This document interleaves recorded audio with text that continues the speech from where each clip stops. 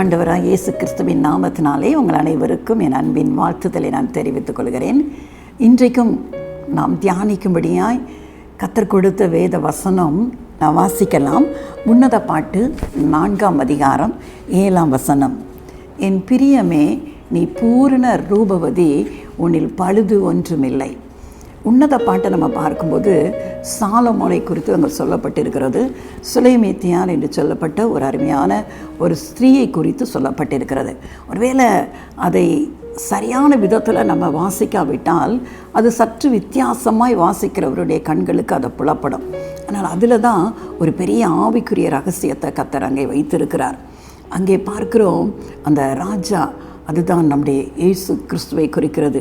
மணவாளனாகிய இயேசு கிறிஸ்துவை குறிக்கிறது. சுலைமித்தியாளை பற்றி சொல்லப்பட்டிருக்கிறது. அதான் சபையாகிய மணவாட்டியை நமக்கு சொல்லப்பட்டிருக்கிறது. ஒரு சபைக்கும் கிறிஸ்துவாகிய மணவாளனுக்கும் சபை மணவாட்டிக்கு சொல்லப்பட்டிருக்கிறது. மணவாளன் கிறிஸ்து இயேசுவை சொல்லப்பட்டிருக்கிறது. அவங்க 2 பேருக்கும் உள்ள உறவு எப்படி இருக்க வேண்டும் என்று சொல்லி அதன் மூலம் நம்ம கற்றுக்கொள்கிறோம். உன்னத பாட்டில் எப்படி ஒரு மணவாளனை ஒரு மணவாட்டி எப்படி விவரிக்கிறாள், ஒரு மணவாளன் தன் மணவாட்டியை எப்படி விவரிக்கிறான் என்பதை பார்க்கிறோம். அந்த அளவுக்கு அவருடைய நேசம் அங்கே காணப்படுகிறது. இன்றைக்கும் கர்த்தர் நம்முடைய வாழ்க்கையில் அதை தான் எதிர்பார்க்கிறார். நாம் அந்த அளவு நமக்காக கல்வாரியில் தன் ஜீவனை கொடுத்த அந்த அன்பு ஆண்டவர் மேலே எப்படி நாம் அன்பு வைத்திருக்கிறோம் என்பதை நாம் இந்த நாளில் சற்று நம்ம சிந்தித்து பார்ப்போம். ஒருவேளை இயேசுவின் மேலே நான் அன்பாக இருக்கிறேன், அவர் தான் எனக்கு ரொம்ப பிடிக்கும் என்று சொல்லி நாம் அநேக முறை சொல்லி விடுகிறோம். அப்படிப்பட்ட அருமையான பாடல்களை கூட நம்ம பாடுகிறோம். ஆனால் உண்மையாகவே நம்முடைய ஆத்துமாவை நாம் ஆராய்ந்து பார்ப்போம் என்று சொன்னால் உண்மையாகவே நம்முடைய உள்ளத்தில் அப்படிப்பட்ட அன்பு இருக்கிறதா என்று நம்ம சோதித்து பார்க்க வேண்டும். ஆண்டவர் இந்த அன்புல மட்டும் அவர் பொறாமை கொள்கிற தேவனாய் இருக்கிறார். நம்முடைய அன்பு அவரிடத்துல தான் முதலாவது இருக்க வேண்டும் என்று சொல்லி ஆண்டவர் நம்முடைய வாழ்க்கையில எதிர்பார்க்கிற தேவனாய் இருக்கிறார். அவர் அன்புக்காக ஏங்குகிற தகப்பன். இன்றைக்கு நம்ம தீர்மானம் எடுப்போமா? ஆண்டவரே, என் வாழ்க்கையில் உங்களை முழு மனதோடு நேசிக்கத்தக்கதான ஒரு உள்ளத்தை எனக்கு தாங்க. வேதத்தில் பார்க்குறோம், ஆண்டவர் கொடுத்துருக்கிற பிரதான 2 கட்டளை என்னென்னா, நீ உன் தேவனாகிய கர்த்தரிடத்துல உன் முழு இருதயத்தோடும் உன் முழு ஆத்மாவோடும் உன் முழு மனதோடும் உன் முழு பலத்தோடும் அன்பு கூர்வாயாக. இதுதான் முதலாவது பிரதான கற்பனை. இதற்கு ஒப்பாக இருக்கிற 2ஆம் கற்பனை என்னவென்றால், உன்னிடத்தில் நீ அன்பு கூறுவது போல பிறனிடத்திலும் அன்பு கூர்வாயாக. ஆண்டவர் அன்பை எதிர்பார்க்கிற தேவன். அதை எப்படி எதிர்பார்க்கிறான்? முழு உள்ளத்தோட, முழு பலத்தோட, முழு ஆத்மாவோட ஆண்டவர் இடத்துல அன்பு கூற வேண்டும் அல்லவா? ஆண்டவர் அப்படிப்பட்ட ஒரு இருதயத்தை நமக்கு தரணும். இன்ன வரைக்கும் ஒரு வேளை நம்ம வெளிப்பிரகாரமாய் உதட்டளவில் மட்டும் ஆண்டவர் சொன்னார் இஸ்ரவேல் ஜனங்களை பார்த்து, இந்த ஜனங்கள் தங்கள் உதடுகளினாலே என்னை கனம் பண்ணுகிறார்கள், அப்படி இருதயமோ எனக்கு தூரமாக இருக்கிறது. ஒருவேளை நாம் அப்படி தான் வாழ்ந்து கொண்டு இருக்கிறோமா? ஆண்டவரை உதட்டினால ஸ்தோத்தரித்து நன்றி செலுத்தி விட்டு, ஆனால் இருதயம் அவருக்கும் நமக்கும் வெகு தூரத்தில் இருக்கிறதோ? இன்றைக்கு மாற்றிக்கொள்வோம். ஆண்டவர் நம்மிடத்தில் எதிர்பார்க்கிறார். அவர் நம்மளை பார்த்தா சொல்கிறார், நீ பூரண ரூபவதி. என் பிரியமே, எவ்வளோ அன்பாக கூப்பிடுகிறார், என் பிரியமே. நீங்கள் அவரிடத்துல, நாம் அவரிடத்துல அப்படிப்பட்ட அன்பு கூறுவோம் என்று சொன்னால் ஆண்டவர் என்னையும் உங்களையும் பார்த்தா சொல்வார், என் பிரியமே, என் பிரியமே, நீ பூரண ரூபவதி. ரூபவதி என்று சொன்னால் அவர் வேறு அழகுள்ளவன் என்று பார்க்கலாம். ஆனால் ஆண்டவர் அந்த அழகை அல்ல, ஆத்துமாவின் அழகை பார்க்கிறார். நம்முடைய ஆத்துமா எப்படி இருக்கிறது? வேதம் சொல்கிறது, மனுஷன் உலகம் முழுவதையும் ஆதாயப்படுத்தி கொண்டாலும் தன் ஜீவனை நஷ்டப்படுத்தினால் அதனால் அவனுக்கு லாபம் என்ன? அந்த ஆத்துமா வெளியேற பெற்றது. ஆத்துமா காக்கப்பட வேண்டும். அதனால தான் ஆண்டவர் சமூகத்தில், நம்மை தேவ சமூகத்தில் ஒப்பு கொடுத்து அவரிடத்தில் முழு அன்பு செலுத்துவர்களாய் மாறும்படியாய் கர்த்தர் நமக்கு உதவி செய்வாராக. அவர் ஏன் அந்த சுலைமித்தியாளை பார்த்து அந்த உன்னத பாட்டில் ஏன் அப்படி சொல்லப்பட்டிருக்கிறது பார்த்தா ஒரு 3 காரியம். ஒருவேளை அதை தியானித்தோன்னா நிறைய காரியங்கள் இருக்கிறது. குறிப்பிட்ட நேரத்தில் சொல்லுவதற்காக ஒரு 3 காரியங்களை மட்டும் நான் நினைப்பூட்ட விரும்புகிறேன். அதே உன்னத பாட்டில் நீங்கள் 2ஆம் அதிகாரம் 2ஆம் வசனத்தில் நீங்கள் வாசித்து பார்த்தீங்கன்னா, முள்ளுகளுக்குள்ளே லீலி புஷ்பம் எப்படி இருக்கிறதோ அப்படியே குமாரத்திகளுக்குள்ளே எனக்கு பிரியமான உளம் இருக்கிறாள். ஆண்டவர் ஏன் பிரியமே என்று சொல்கிறாள் என்று சொன்னால், அவள் ஒரு முள்ளுக்குள்ளே எப்படி ஒரு லீலி புஷ்பம் இருக்குதோ அப்படி தான் எனக்கு பிரியமானவள் இருக்கிறார். அதுக்கு அர்த்தம் என்னன்னு சொன்னால், லீலி புஷ்பத்தை நீங்கள் பார்த்துருப்பீங்க. சில மலை பிரதேசங்களில் இருக்கிற லீலி புஷ்பங்கள் அது எங்கே வளர்கிறதுனா, அதை சுற்றி முற்கள், எப்படி ஒரு ரோஸ் செடியை சுற்றி முட்கள் இருக்கிறதோ அதே மாதிரி லீலி புஷ்பத்தை சுற்றி முட்கள் இருக்கிறது. அந்த முள்ளுக்குள்ளே தான் அந்த லீலி புஷ்பம் இருக்கிறது. ஆனால் காற்றை வீசும்போது அந்த முட்கள் அந்த பூக்கள் மேலே அப்படியே தொலைச்சிட்டு போகிறபடினால அந்த பூக்களிலிருந்து அப்படிப்பட்ட வெளியேறப்பட்ட வாசனை வர ஆரம்பிக்கிறது. அது மாதிரி தான் எனக்கு பிரியமானவளும் இருக்கிறாள். இன்றைக்கு என்னையும் உங்களையும் பார்த்தா சொல்கிறார் ஆண்டவர், நாமும் ஒருவேளை இப்படிப்பட்ட காரியத்துக்குள்ளே நம்ம இருக்கலாம். ஏன்னா வேதத்தில் பார்க்குறோம், எசேக்கியேல் 2:6 பார்த்தீங்கன்னா ஆண்டவர் சொல்கிறாரு, நீ இந்த ஜனங்களுக்காக பயப்பட வேண்டாம், நீ முள்ளுகளுக்குள்ளும் நெறிஞ்சிகளுக்குள்ளும் தேள்களுக்குள்ளும் வாசம் பண்ணினாலும் நீ பயப்படாத, ஏன்னா அவங்கெல்லாம் கலக விட்டார் என்று சொல்லப்பட்டிருக்கிறது. இன்றைக்கு ஒருவேளை நம்முடைய சொந்த குடும்பத்திலே அநேகர் நம்ம முட்களை போல எப்பொழுது குத்தி கொண்டு இருப்பாங்க அல்லவா? சில வேளை அநேக மனைவிமார்கள் தங்களுடைய கணவரினால் குத்தப்பட்டு கொண்டே இருப்பாங்க, வார்த்தையினால் குத்தப்பட்டு கொண்டு இருப்பாங்க. சில கணவன்மார் மனைவியின் வார்த்தைகளினாலே குத்தப்பட்டு கொண்டு இருக்கலாம். ஒருவேளை மாமியார் இல்லாட்டினா மருமகள், இவர்கள் ஒருவர் குத்தி காயப்படுத்தி கொண்டு இருக்கலாம். இல்லை வேலை ஸ்தலங்களில் அநேகரினாலே நம்ம காயப்பட்டு நிற்கலாம். ஏதோ ஒரு விதத்தில் மனுஷர்கள் மூலம், அவருடைய வாயின் வார்த்தைகள் நிமித்தம், அவமான பேச்சுகள் நிமித்தம், நிந்தையான பேச்சுகள் நிமித்தம் நம்முடைய வாழ்க்கையும் ஒரு முற்களின் நடுவில் வாசம் பண்ணுகிற ஒரு வாழ்க்கையாக இருக்கலாம். ஆண்டவர் எசேக்கியேல் தீர்க்கதரிசி சொல்கிறார், நீ தேள்களுக்குள்ளேயும் முள்ளுகளுக்குள்ளேயும் வாசம் பண்ணினாலும் பயப்படாத. ஏன் பயப்படக்கூடாது? அவங்க அப்படி தான் இருப்பாங்க. மற்ற ஜனங்கள், ஆண்டவரை அறியாத ஜனங்கள், இல்லாட்டினா சரியான ரட்சிப்புக்குள்ளே வராத தேவ ஜனங்கள் அப்படி தான் இருப்பாங்க. ஏன்னா அவர்கள் எல்லாரும் கலக விட்டார். நீ பயப்படாத. ஏன் பயப்படக்கூடாது? ஆண்டவர் நம்மோடு கூட இருக்கிறார். அதனால் நம்ம பயப்பட வேண்டிய தேவையில்லை. அதனால தான் ஆண்டவர் அந்த உன்னத பாட்டில் பார்க்குறோம், ஆண்டவர் சொல்கிறார், நீ பூரண ரூபவதி. ஏன்னா நீ முள்ளுகளுக்குள்ளே லீலி புஷ்பம் எப்படி இருக்கிறதோ அப்படி தான் நீ இருக்கிறார். அதனால் இன்றைக்கி சோர்ந்து போய் விடாதீங்க. கர்த்தர் உங்கள் நெருக்கத்தை பார்க்கிறார். நீங்கள் இருக்கிற சூழ்நிலையை கர்த்தர் பார்க்கிறார். ஒருவேளை உங்கள் வீடு ஒரு கழக வீட்டார் மத்தியில் நீங்கள் வாழ்ந்து கொண்டு இருக்கிறீங்களோ, ஒருவேளை இவங்க ஒவ்வொரு நாளும் எனக்கு விடுதலை வந்து விடாதோ என்று தவித்து கொண்டு இருக்கிறீர்களோ, ஆனாலும் பிரச்சனை கூடிக்கொண்டே போகிறதோ, ஒருவேளை குடியார கணவன் நிமித்தம் தினமும் பிரச்சனையை சந்தித்து கொண்டு இருக்கிறீர்களோ, இல்லாவிட்டால் தவறான உறவுகளில் இருக்கிற மனிதர்கள் நிமித்தம் உங்களுடைய வாழ்க்கை, திருமண வாழ்க்கை பாழாகி போய் கொண்டிருக்கிறதோ, இல்லாவிட்டால் பெற்ற பிள்ளைகள் சமுதாயத்தில் சீரழிந்து போனது நிமித்தம் உடைய வாழ்க்கையில் முள்களாய் காணப்பட்டு கொண்டிருக்கிறார்களோ, ஏதோ ஒரு விதத்தில் வேலை ஸ்தலத்தில் ஒரு வேலை நன்றாக வேலை பார்த்தோம், வேலையை இழந்து நிற்கிறது நிமித்தம் உங்கள் வாழ்க்கை ஒரு முள்ளான ஒரு வாழ்க்கையாய் காணப்படுகிறதோ, தயவு செய்து பயந்து விடாதீர்கள், சோர்ந்து போய் விடாதீங்க. கர்த்தர் சொல்கிறார், நீ பயப்படாதே, நீ பயப்பட வேண்டாம், எந்த சூழ்நிலைக்கு நீ பயப்படாத, நான் உன்னோடு கூட இருக்கிறேன் என்று சொல்லுகிற கர்த்தர் உங்களை பார்த்து சொல்கிறார், என் பிரியமே நீ ரூபவதி, உன்னில் பழுது ஒன்றுமில்லை என்று சொல்லி. ரெண்டாவது ஏன் அந்த காரியத்தை கர்த்தர் சொல்கிறார் என்று பார்க்கலாம். அதே 2வது அதிகாரம் 8ஆம் வசனத்தை நீங்கள் பார்த்தீங்கன்னா, இது என் நேசருடைய சத்தம். அந்த மணவாட்டி தன்னுடைய நேசருடைய சத்தத்தை அறிந்திருந்தாள். அவளுக்கு அந்த சத்தம் அங்கே வரும்போது இது என் நேசருடைய சத்தம் என்று சொல்லி அந்த அளவுக்கு அவள் தன்னுடைய மணவாளனை அறிந்திருந்தாள் என்று பார்க்கிறோம். இன்றைக்கும் நம்முடைய வாழ்க்கையில் அதை தான் கர்த்தர் எதிர்பார்க்கிறார். ஒருவேளை நம்ம யோவான் எழுதின அதிகாரம் 10ஆம் வசனத்தில் நீங்கள் பார்ப்பீர்கள் என்று சொன்னால், அங்கே நிறைய காரியங்கள் சொல்லப்பட்டிருக்கு. நானே நல்ல மேய்ப்பன் என்று சொல்லி ஆண்டவர் ஆடுகளை குறித்து சொல்லுகிறாருங்க.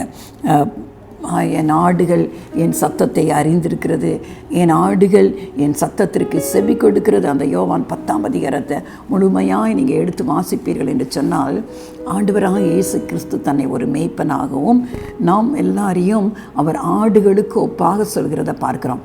எப்படி இங்கே அந்த சுலைமெத்தியால் இது என் நேசருடைய சத்தம் என்று சொல்லி அவருடைய சத்தத்தை அறிந்திருந்தாள்.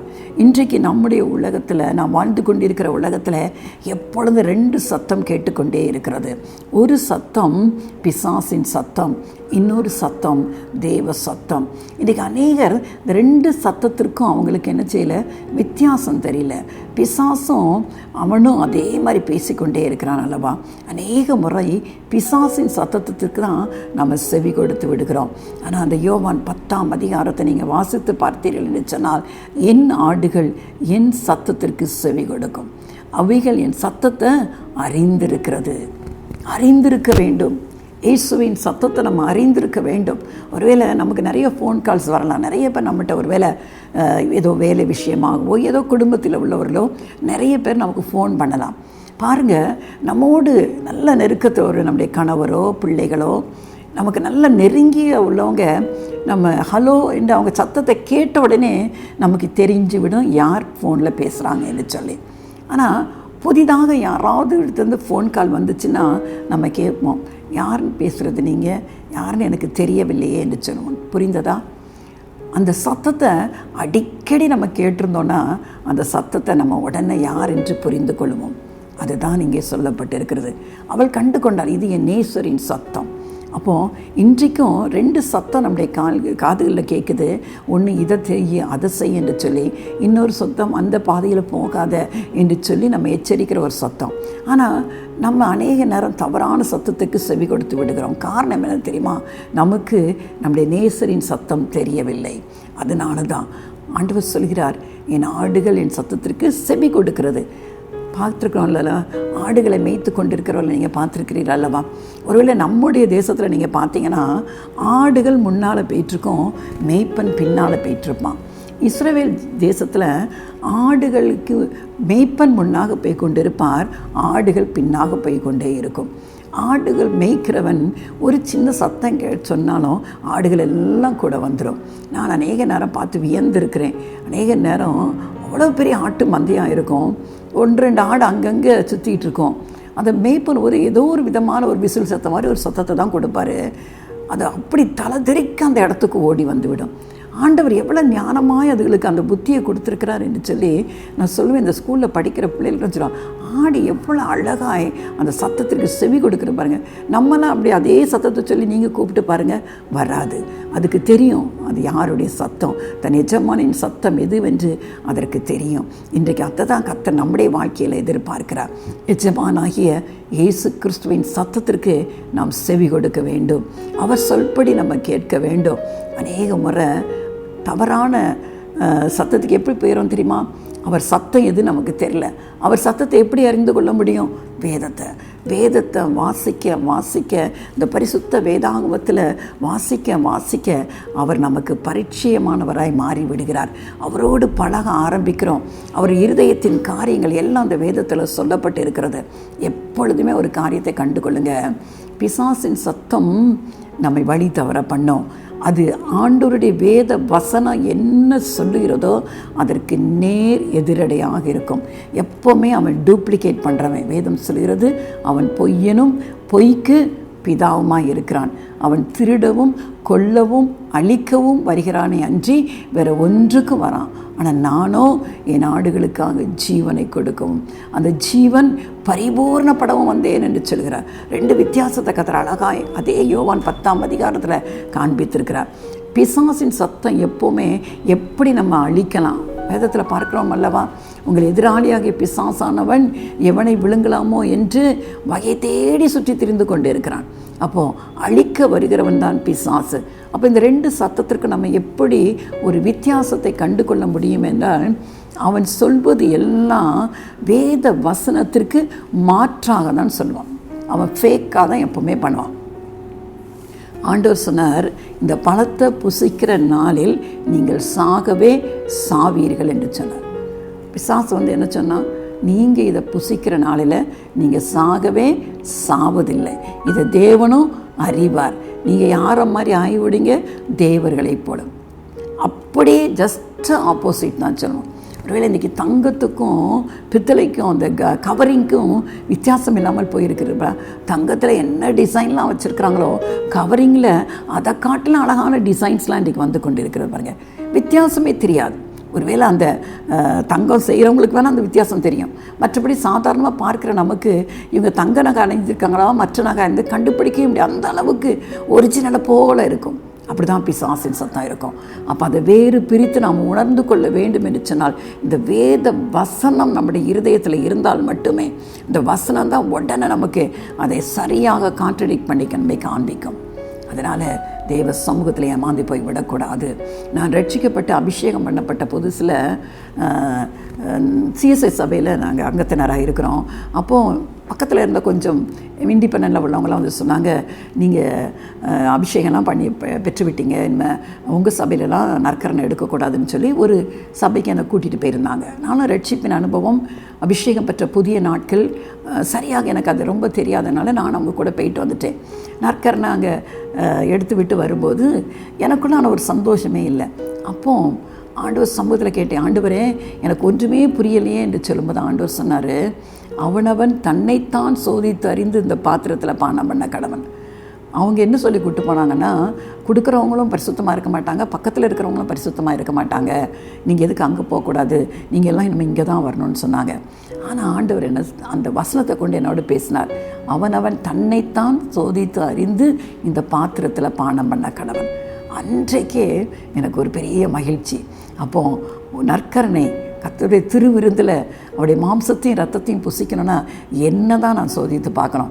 எனக்கு யார் கொடுத்தால் என்ன, என் பக்கத்தில் யார் எடுத்தால் என்ன, என் வாழ்க்கை எப்படி இருக்கிறது, ஆண்டவருக்கு முன்பாக தேவனால் இரத்தத்தினாலே சுத்திகரிக்கப்பட்ட அனுபவத்தோடு அதை நான் பெற்றுக்கொள்ள வேண்டும் என்று வர.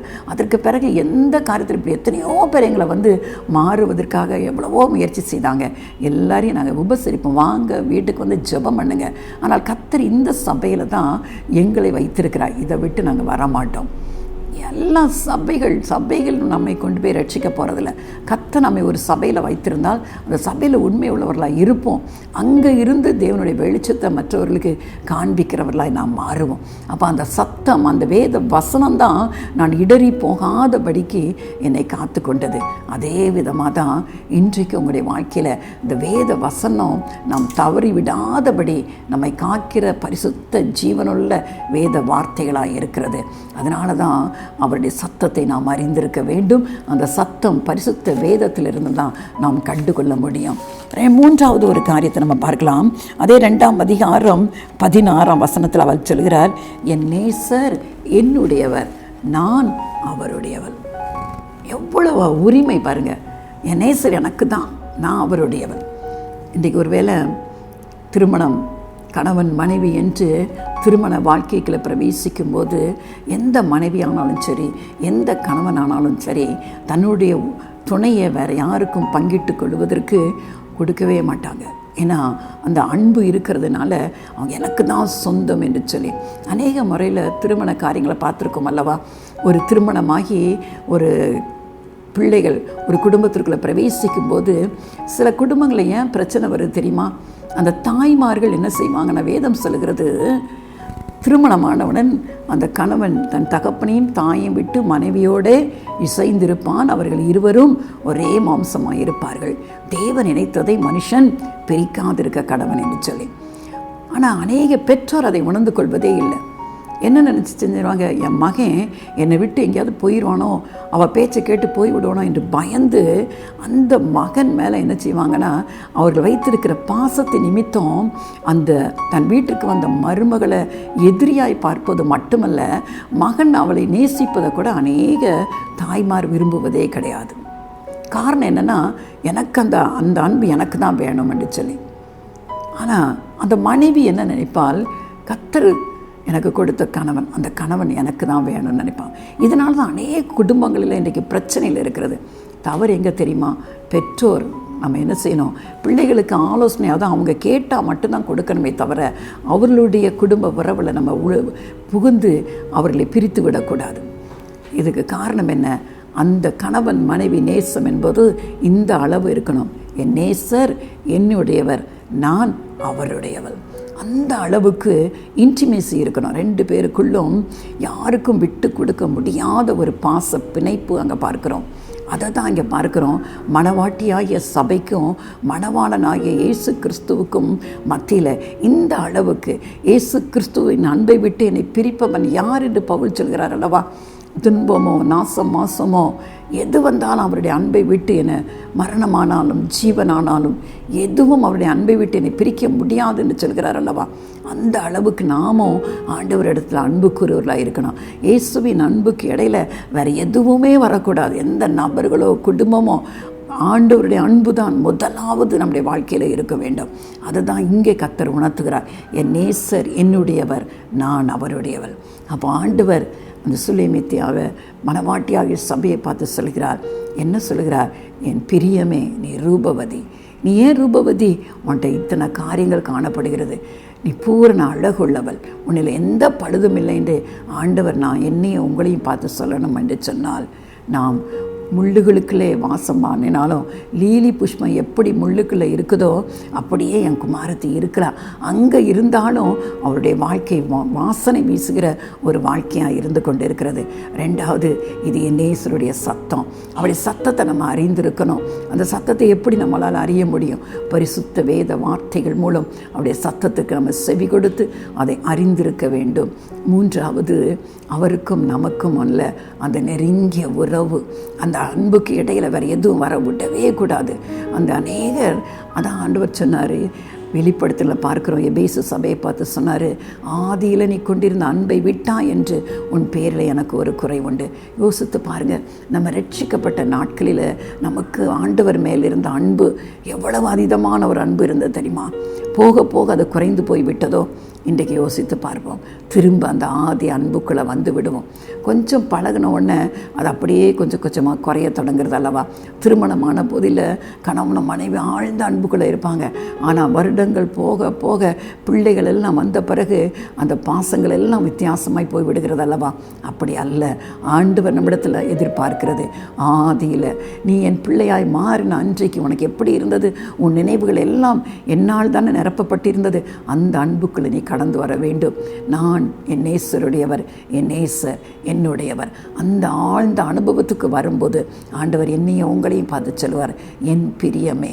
என்ன அருமையான ஒரு அழகான ஒரு அழைப்பு அல்லவா? ஆண்டவர் என்னையும் உங்களையும் பார்த்து அப்படி சொன்னார் என்றால் எவ்வளவு பாக்கியவான்கள். நீ ரூபவதி, உன் பூரண அழகு உள்ளவள், உன்னில் பழுது ஒன்றும் இல்லை என்று சொல்லி அப்படிப்பட்ட கிருபை கர்த்தர் நமக்கு கொடுக்கும்படியாய் கண்களை மூடி அவரை நாம் நோக்கி பார்ப்போமா? அன்பின் பரலோக தகப்பனே, இந்த நாளிலும் நாங்கள் தியானித்த அந்த வேத பகுதிக்காக நன்றி செலுத்துகிறோம் அப்பா. நிரூபவதி, என் பிரியமே, நீ பூரண அழகுள்ளவள், உன்னில் பழுது ஒன்றுமில்லை என்று சொல்லிங்களே ஆண்டவரே. அதற்கு காரணத்தை நாங்கள் வேத வசனத்தின் மூலம் கற்றுக்கொண்டோமே. முள்ளுகளுக்குள்ளே லிலி புஷ்பம் எப்படி இருக்கிறதோ, முள்ளுகளுக்குள்ளே நாங்கள் வாழ்ந்தாலும் தேள்களுக்குள்ளே நாங்கள் இருந்தாலும் அப்பா, அப்படிப்பட்ட ஆண்டவரே குணம் கொண்ட மனுஷர்கள் மத்தியில் வாழ்ந்தாலும் இயேசுவே, எங்கள் தனிப்பட்ட வாழ்க்கை ஆண்டவரே உங்கள் நாம மகிமைக்காக மனம் வீசக்கூடிய ஒரு வாழ்க்கையை அமையும்படியாய் எங்களை நடத்தும். எப்படி இக்கட்டான சூழ்நிலையாக இருந்தாலும் ஆண்டவரே, அந்த சூழ்நிலையும் ஆண்டவரே கிறிஸ்துவின் அன்பை வெளிப்படுத்துகிற பாத்திரங்களாய் எங்களை உருவாக்கி நடத்துங்க ஆண்டவரே. ஆண்டவரே, அது மட்டுமல்ல ஆண்டவரே, உங்கள் சத்தத்துக்கு நாங்கள் செவி கொடுக்கணும். எப்பொழுதும் பிசாசு ஆண்டவரே தெய்வ சத்தத்திற்கு எதிர்மறையான சத்தத்தை ஆண்டவரே, ஆலோசனை ஆண்டவரே எங்களுக்குள்ளே சொல்லிக்கொண்டே இருப்பான் ஆண்டவரே. நாங்கள் தேவ சத்தத்தை அறிந்திருந்தால் மட்டுமே அவனுடைய தந்திரங்களுக்கு விலகி எங்களை பாதுகாத்து கொள்ள முடியுமே அப்பா. அதற்காக ஆண்டவரே அதிகமாய் நாங்கள் ஆண்டவரே பரிசுத்த வேதாகமத்தில் அப்பா நாட்டமுடையவர்களாய் ஆண்டவரே, கருத்தாய் அப்பா, வாஞ்சையோடு ஆண்டவரே, விருப்பத்தோடு ஆண்டவரே வேதாகமத்தை நாங்கள் வாசித்து தியானித்து ஆண்டவரே அதில் சொல்லப்பட்டிருக்கிற காரியங்களை எங்களுக்கு தனதாக்கி கொண்டு கத்தாவே உங்கள் சத்தத்தை அறிகிற அந்த உணர்வை எங்கள் ஒவ்வொருவருக்கும் நீங்கள் கொடுக்கும்படியாக நாங்கள் செபிக்கிறோம். அது மட்டுமல்ல ஆண்டவரே, பவுலை போல் ஆண்டவரே, எந்த சூழ்நிலையாக இருந்தாலும் கிறிஸ்துவின் அன்பை விட்டு என்னை பிரிப்பவன் யார் என்று சொல்லப்பட்டபடி ஆண்டவரே, உம்முடைய அன்பை விட்டு எதுவும் எங்களை பிரித்து விடாதபடி கர்த்தாவே, இயேசுவே, உம்மை தவிர வேறு எதற்கும் நாங்கள் முக்கியத்துவம் கொடுத்து விடாதபடி ஆண்டவரே, அப்பா நீர் எங்களுக்கு உதவி செய்யுங்க ஆண்டவரே. உம்முடைய அன்பிலே ஆண்டவரே ஆழமாய் நிலைத்திருக்க உதவி செய்யுங்க. ஆதியில் கொண்டிருந்த அன்பை நாங்கள் விட்டு விடாதபடி அப்பா, ஒருவேளை நாங்கள் விட்டு இருப்போம் என்று சொன்னால் மறுபடியும் எங்களை உயிர்ப்பித்த ஆண்டவரே, அந்த அனாதி அன்புக்குள்ளாய் நாங்கள் கடந்து வர உதவி செய்யுங்க ஆண்டவரே. இந்த நாளிலும் ஆண்டவரே, இந்த செய்தியை கேட்டுக்கொண்டிருக்கிற ஒவ்வொரு தெய்வ பிள்ளைகளுக்காக நான் ஜெபிக்கிறேன் ஆண்டவரே. அவர்கள் இருக்கிற இடத்துல எந்த சூழ்நிலையில் அவர்கள் இந்த செய்தியை கேட்டுக்கொண்டிருக்கிறார்களோ கர்த்தர் நீங்கள் அறிவிங்க ஆண்டவரே. அவருடைய பாரங்களை கர்த்தர் அறிந்திருக்கிறீங்கப்பா, இருதயத்தின் வேதனைகளை கர்த்தர் அறிந்திருக்கிறீங்க, தேவைகளை அறிந்திருக்கிறீங்க, எதிர்பார்ப்புகளை கர்த்தர் அறிந்திருக்கிறீங்க ஆண்டவரே, தோல்விகளை கர்த்தர் அறிந்திருக்கிறீங்க ஆண்டவரே. எதை எதிர்பார்த்து உடைய பிள்ளைகள் காத்திருக்கிறார்களோ அந்த காரியத்தில் இயேசு கிறிஸ்துவின் வல்லமையுள்ள நாமத்தினாலே இப்பொழுது ஒரு அற்புதம் நடைபெறட்டும், இப்பொழுது ஒரு அற்புதம் நடைபெறட்டும் ஆண்டவரே. ஒருவேளை பாவம் செய்து ஆண்டவர் என்னையும் நேசிப்பாரா என்று சொல்லி ஆண்டவரே, நான் அவருக்கு தூரமாய் வந்து விட்டேனே என்று சொல்லி கலங்கி கொண்டிருக்கிற ஆத்துமாக்கள் இந்த நாளிலே மறுபடியுமாய் நீ ஆண்டவரை 7 தரம் விழுந்தாலும் நீதிமானை தூக்கி நிறுத்துகிற தகப்பன் ஆண்டவரே. அப்பா, வருத்தப்பட்டு பாரம் சுமக்கிறவர்களே, நீங்கள் எல்லாரும் என்னிடத்தில் வாருங்கள், நான் உங்களுக்கு இளைப்பாறுதல் தருவேன் என்று சொன்னீங்களாப்பா. எந்த பாவி ஆனாலும் தள்ள மாட்டேன் என்கிற சொல்கிற தேவன், பாவியை நேசிக்கிற தேவன், உங்களுடைய பிள்ளைகளை மறுபடியுமாய் அரவணைத்து கொண்டு ஆண்டவரே, உங்களுடைய இரத்தத்தினாலே கழுவி ஆண்டவரே அப்பா, சமாதானத்தையும் சந்தோஷத்தையும் அருளி செய்யுங்கப்பா. மனம் திரும்புகிற பாவி நிமித்தம் பரலோகத்தில் மிகுந்த சந்தோஷம் உண்டு என்று சொன்னீங்களேப்பா. அந்த அனுபவத்திற்குள் உடைய பிள்ளைகளை நடத்துங்க ஆண்டவரே. தகப்பனே, தொடர்ந்து இந்த செய்தியை கேட்ட ஒவ்வொருவர் மேலும் ஆண்டவரே கர்த்தாவே, உடைய நிறைவான ஆசீர்வாதம் அப்பா, அவருடைய எதிர்பார்ப்புகள் நிறைவாகும்படி கர்த்தர் அனுகிரகம் செய்வீராக. எல்லாவற்றிலும் உடைய திருநாமம் மகிமைப்படட்டும். இயேசு கிறிஸ்துவின் நல்ல நாமத்தில் பிதாவே, ஆமென்.